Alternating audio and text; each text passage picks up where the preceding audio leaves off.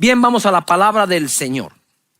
Jesús es nuestro tema. Estamos tratando una serie de Jesús. Jesús es nuestro Salvador y nuestro Señor, y es lo que normalmente sabemos, ¿verdad? Él es Señor de señores, Él es Rey de reyes, es el Hijo de Dios, y vamos a desarrollar cada uno de ellos. Él vino y presentó su cuerpo en sacrificio, ¿verdad? En aquella cruz, y derramó su sangre pagando el precio para el perdón de nuestros pecados y darnos así la vida eterna a través de la adopción que nos da, dándonos a su Santo Espíritu, ¿verdad? Él entonces es el puente entre la humanidad y Dios, y lo hizo siendo el Cordero de Dios que quita el pecado del mundo. Ahora bien, en Juan capítulo 3, verso 1, leemos: había un hombre de los fariseos que se llamaba Nicodemo, un principal entre los judíos. Quiero hacer un paréntesis acá. Cuando Jesús le dijo a algunos, ustedes fariseos hipócritas, no significa que fariseo significa hipócrita. Por eso es que algunos dicen, ay, pareces fariseo. Miren, no fue ni siquiera así como Jesús lo expresó. Fariseo era un grupo radical de personas, eran interpretativos, si puedo decirlo así, o se daban a la interpretación de las escrituras. Pablo fue uno de ellos. Él dice, yo soy fariseo de fariseos. Por eso es que cuando Pablo cita escrituras, da interpretaciones. Por ejemplo, dice, no pondrás bozal al buey que tría. ¿Esto lo dice por los animales realmente o lo dice por nosotros, verdad? Él está usando esa manera de leer las escrituras. Otros eran los escribas, ellos solo las escribían, no interpretaban nada. Otros eran tal como está, y otros encuentran esas sombras que están allí, las figuras que están allí. Pues a ellos se parece mucho esto.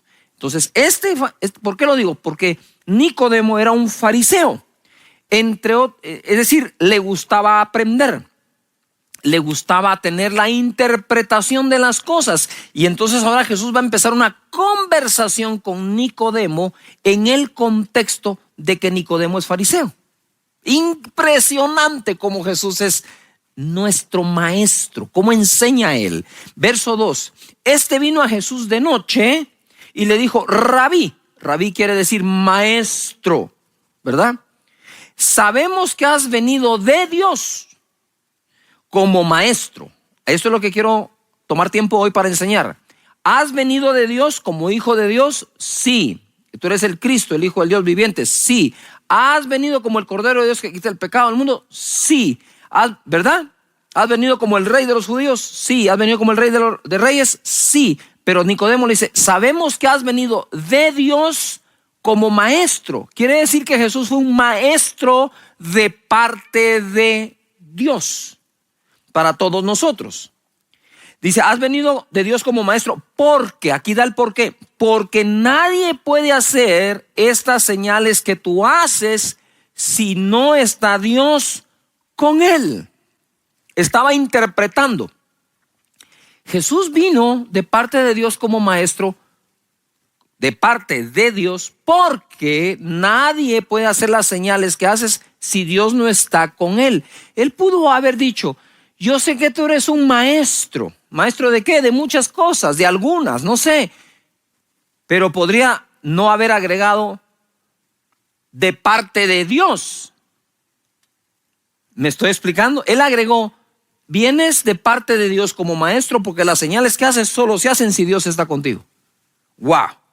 Entonces, pareciera ser que él quería evadir algo también, porque en el verso 3 le contesta a Jesús e empieza la conversación. Uno de los mejores métodos de enseñanza y aprendizaje es un conversatorio, y Jesús lo usó. De cierto, Nicodemo, te digo que el que no naciere de nuevo no puede ver el reino de Dios. Y aquí lo agarró, ¿verdad? Del fariseísmo o fariseo, así se dice, ¿sí? De eso, de que era el fariseo. De ahí lo agarró porque sabía que se iba a poner a interpretar. Dice, de cierto te digo que el que no naciera de nuevo no puede ver el reino de Dios. Nicodemo le dijo, ¿cómo puede un hombre nacer siendo viejo? ¿Puede acaso entrar por segunda vez en el vientre de su madre y nacer? Él se estaba dando así el toquecito de que puedo interpretar, ¿verdad? En el 5 le dice, de cierto te digo que el que no naciere del agua y del espíritu no puede entrar en el reino de Dios. Lo que es nacido de la carne, carne es, y lo que es nacido del espíritu, espíritu es. No te maravilles de que te dije, os es necesario nacer de nuevo. Nicodemo, llamándole maestro, parecía que quería evadir algo de lo que él ya estaba escuchando, como el nacer de nuevo, como el tener vida eterna. Y Jesús utiliza esto del conversatorio para tomar realmente a Nicodemo como un alumno. Jesús tenía un poder de adaptabilidad impresionante. Él enseñó de diferentes formas, y quiero decirte que cuando uno habla de un currículum, también habla de un sistema de enseñanza y no solo de un contenido. Parte del currículum es cómo se enseña, qué metodología se usa. Jesús usó varios métodos para enseñar como maestro. ¿Por qué estoy enseñando esto? Porque una cosa es que tú tomes a Jesús como tu Salvador y ya confesé a Jesús. La Biblia dice, el que confesare que Jesús es el Hijo de Dios y ha venido en carne, ese será salvo. Ok, ya sos salvo. No te puedo agregar nada más. Decir, no, si no te aprendes toda la Biblia no sos salvo. No te lo puedo agregar porque la Biblia no da esa condición para ser salvo. Recibirlo como Salvador sí es la condición para ser salvo. Creer en Él como el Hijo de Dios es condición para ser salvo. Muy bien, ya eres salvo. Jesús es tu Salvador. Pero la pregunta es si Jesús es tu maestro. Si estás en la academia de Jesús, aprendiendo de Él y de Él, entonces vamos a analizarlo. Jesús tiene diferentes tipos de enseñanza. Ojo, si alguien es catedrático de matemática, te va a dar matemática. Punto. Economía. Finanzas. Pero Jesús va más allá. Porque Jesús, además de darnos enseñanzas concretas para aspectos específicos de la vida, en esta tierra y eterna, enseñanzas acerca de Dios, Él también enseña disciplinas de vida. Hay disciplinas de vida a practicar que ayudan al desarrollo del vivir en esta tierra. Jesús enseñó disciplinas. En Lucas capítulo 11, verso 1 se lee: aconteció que estaba Jesús orando en un lugar, y cuando terminó, uno de sus discípulos le dijo: Señor, enséñanos a orar. Ponga atención, enséñanos a orar. De Jesús aprendemos muchas cosas, pero hay que aprender de Él disciplinas. Enséñanos a orar como también Juan enseñó a sus discípulos. Orar es un asunto espiritual, es un asunto de hablar con Dios. ¿Por qué le preguntan enséñanos a orar? Porque creo que descubrieron el secreto de Jesús, que era la oración. Entonces nosotros podemos ser cristianos salvos, sí. ¿Por qué? Porque confesaste a Jesús, pero ya aprendiste la disciplina de la oración a través de tu Maestro Jesucristo. Él enseña a orar según Mateo, Él enseña a ayunar según Mateo y Él enseña a dar según San Mateo también. Esas son 3 disciplinas básicas de todo hijo de Dios: orar, ayunar y dar. Está en Mateo. Disciplinas, disciplina de vida. Hay disciplinas de vida que la gente tiene, como levantarse de madrugada, hacer ejercicio, comer bien, leer un buen libro. Esas son disciplinas. Otra cosa es que a través de la disciplina de la lectura, en ese libro estés aprendiendo algo. Entonces tengo la disciplina de orar, leer, dar, leer sus escrituras. ¿Disciplina de qué? De asistir a la reunión de tu iglesia. Dice la escritura en Hechos que la gente iba al templo de Salomón a escuchar a los apóstoles. Disciplinas. Otra cosa es lo que aprendes mientras los escuchas. Pero de Jesús no solo aprendemos adquiriendo el conocimiento que nos da, sino desarrollando las disciplinas que nos conectan con dicho conocimiento o aprendizaje. Entonces Jesús enseñó esas disciplinas. Él enseña, ojo acá, Él enseña el qué, el por qué y el cómo. Él enseñó que era importante ayunar, enseñó el por qué era importante ayunar y enseñó el cómo hacerlo. De Jesús podemos aprender todo esto. Siempre que enseñó, usó el contexto. Mateo capítulo 5, verso 1. Viendo la multitud, subió al monte, y sentándose vinieron a él sus discípulos, y abriendo su boca, enseñaba diciendo: bienaventurados los pobres en espíritu, porque de ellos es el reino de los cielos. Tú puedes leer ahí las diferentes bienaventuranzas. Pero acá enseña nueve bienaventuranzas. Todos enseñaban que la gente podría llegar a ser dichosa. Solo Jesús enseñó que la gente podría ser doblemente dichoso, porque la palabra bienaventurado significa doblemente dichoso. ¡Wow! Los pobres en espíritu, los mansos, los que lloran, los que tienen hambre y sed de justicia, los misericordiosos, los de limpio corazón, los pacificadores, los perseguidos por causa de la justicia, los que son vituperados y víctimas de las mentiras contra ellos. Date cuenta de algo. Jesús le trajo una enseñanza a estas personas que serían doblemente dichosas, cuando lo más probable es que estuvieran pensando que eran miserables. De nada sirve ser manso si no tengo nada, y dice: tranquilo y heredarás la tierra. Soy pobre en espíritu, pero de tuyo es el reino.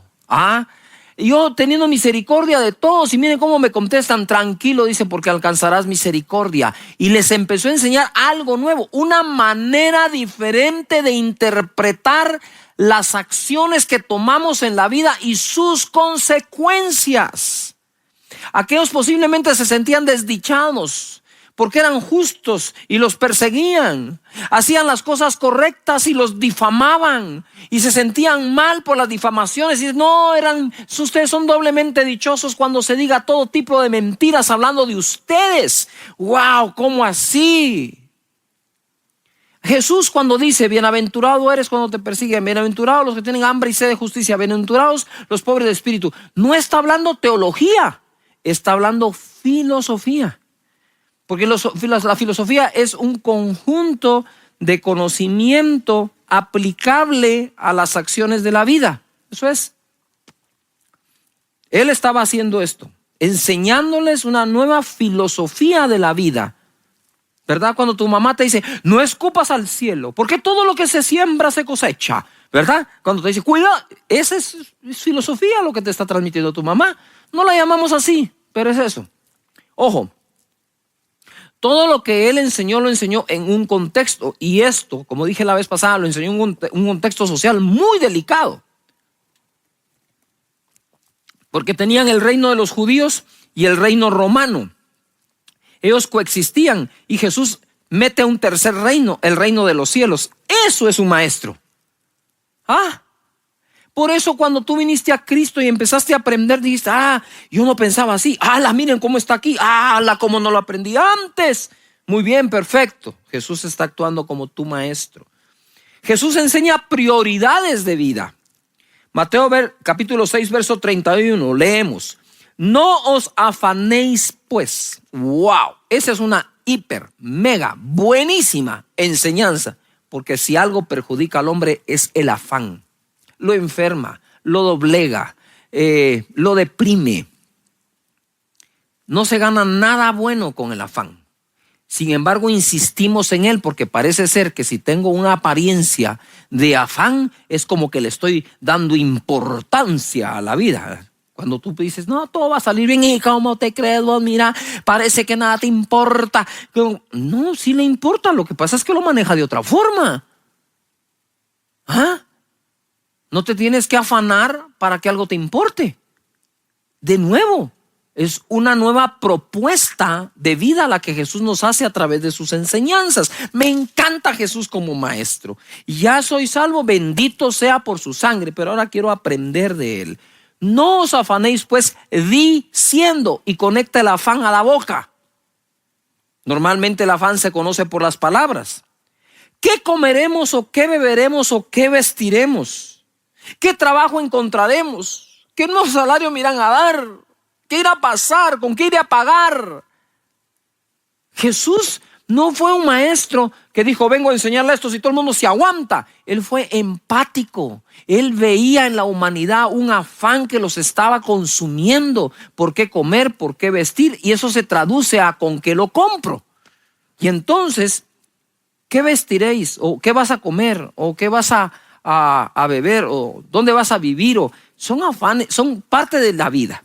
Entonces Jesús viene y se mete a esa mínima expresión de la acción de vida. Se mete hasta ahí abajo. Dice, no, hasta el fundamento. No, tranquilos, no se afanen por eso. Porque los gentiles, y ahora hace una comparación, él usó el método de conversatorio, Nicodemo, ahora en su enseñanza va a usar una comparación.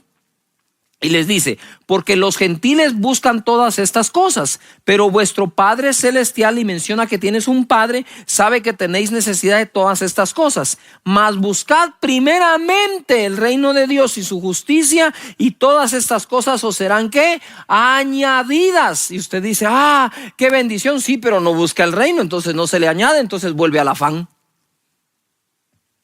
Eso de no afanarse es muy fino.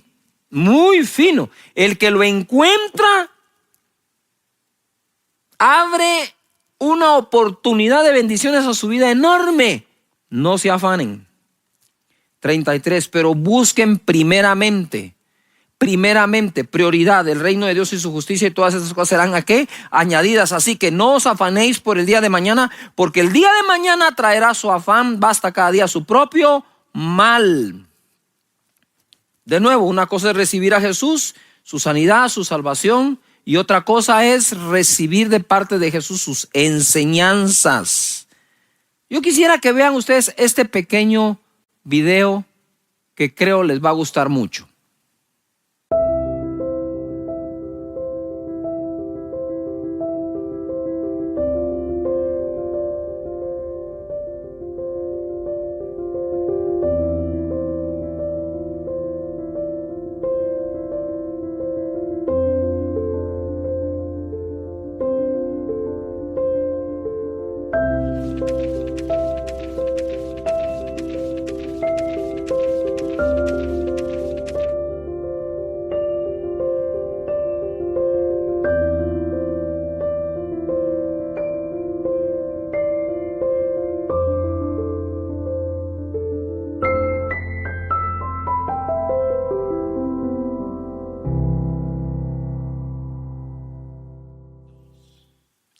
Wow. 46 parábolas, metáforas, historias. Ya se dieron cuenta que Jesús fue directo en algunas enseñanzas, ¿verdad? Pero fue insinuante en otras. 46 parábolas. Él pudo haber hecho 46 películas en 3 años. Historias que contaba, fascinantes, que captaban la atención de todo el mundo. ¡Wow! ¡Qué maestro! Conversatorio, comparación, metáforas. ¿Por qué usó tantos métodos? Porque él quería llegar a todas las personas. Dejen que los niños vengan a mí, no se los impidan. ¿Cómo hablaba Jesús? ¿Qué decía? ¿Qué lenguaje? ¿Qué ilustraciones daba para que los niños, como decimos aquí, babearan por él? Digan, ¡ay, Jesús! ¡Ah! No, de verdad, es impresionante. Mateo 13:1. Aquel día salió Jesús de la casa y se sentó junto al mar, y se le juntó mucha gente. Y dice, y entrando él en la barca se sentó, y toda la gente estaba en la playa. Imagínate ese escenario, ¿verdad? Su plataforma, la barca, la playa, ahí estaba toda la gente. Y les habló muchas cosas por parábolas, diciendo, he aquí el sembrador salió a sembrar. Después en el versículo 18 les explica la parábola. Oíd pues vosotros la parábola del sembrador. Cuando alguno oye la palabra del reino y no la entiende, viene el malo y arrebata lo que fue sembrado en su corazón. Este es el que fue sembrado junto al camino. La semilla es la palabra de Dios y nosotros somos la tierra. Lo que está enseñando Jesús a través de revelar el contenido de la parábola del sembrador es lo importante de encontrar el mensaje dentro de la parábola. Y como él tiene multigracia, lo más seguro es que uno recibe un mensaje mientras otro recibe otro mensaje y otro recibe un mensaje de la misma parábola. Entonces él está contando esta historia y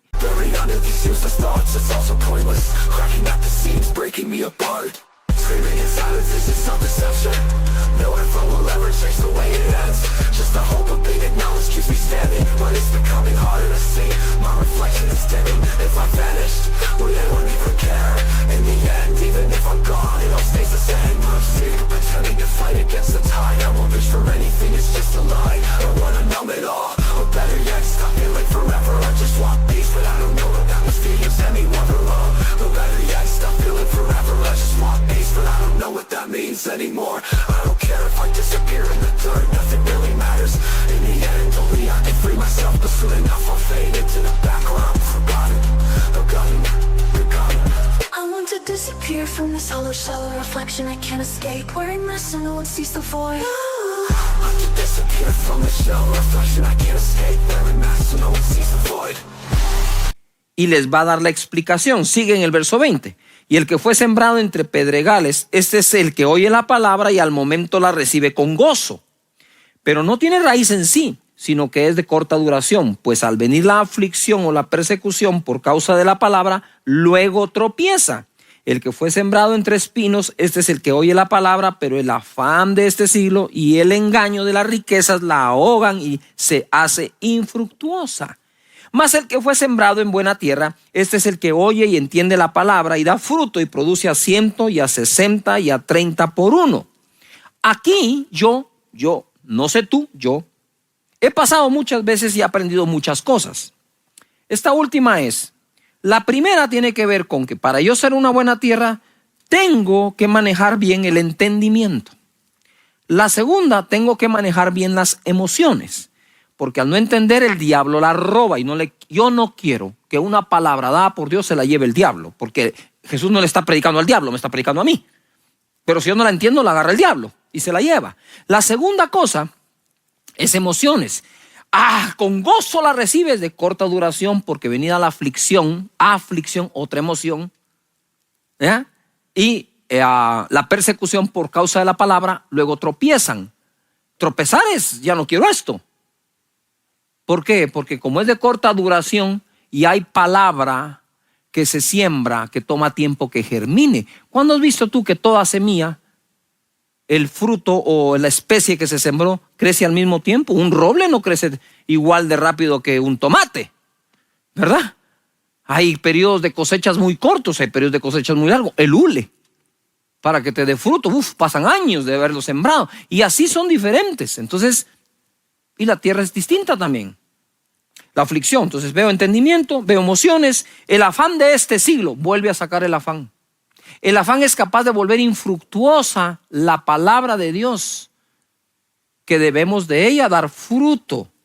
La ahoga, la deja sin vida. Aprendo mucho. Jesús enseñó con autoridad. Marcos capítulo 1 verso 21, y entraron en Capernaum, y los días de reposo entrando en la sinagoga enseñaba, y se admiraban de su doctrina, porque les enseñaba como quien tiene autoridad y no como los escribas. Es decir, no es lo mismo, saber algo que hacer que eso funcione. Y hoy en día tenemos muchísimos asesores empresariales sin empresa, o que digan este es mi caso de éxito. ¿De dónde aprendí esto que podría enseñarles? ¡Wow! Buenísimo. Pero ni así, porque una de las mayores frustraciones que este tipo de maestro tiene es que ni con pruebas de que lo que dice funciona, se les cree. Por eso Jesús decía, si no creen a mis palabras, crean a mis obras. Mira esta otra, ¿verdad? Marcos capítulo 3, esta es de mis favoritas.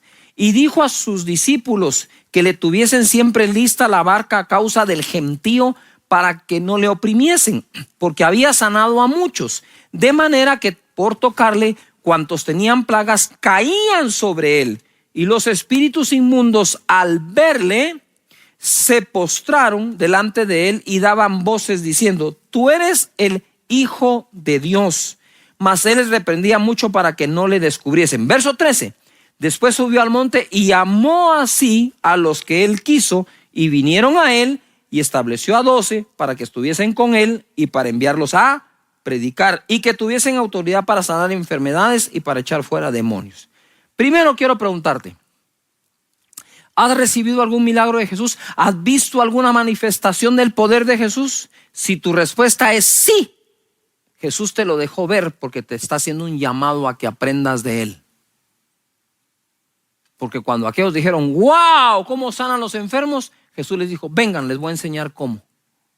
Entonces Jesús no solo enseñó a través de conversatorios, a través de comparaciones, a través de metáforas, a través de aprovechar cada momento y contexto para dar una enseñanza y cambiar la manera de pensar nuestra, sino que además de eso, Jesús quiere enseñarnos a hacer las cosas que Él hace, dándonos el poder de su Espíritu Santo.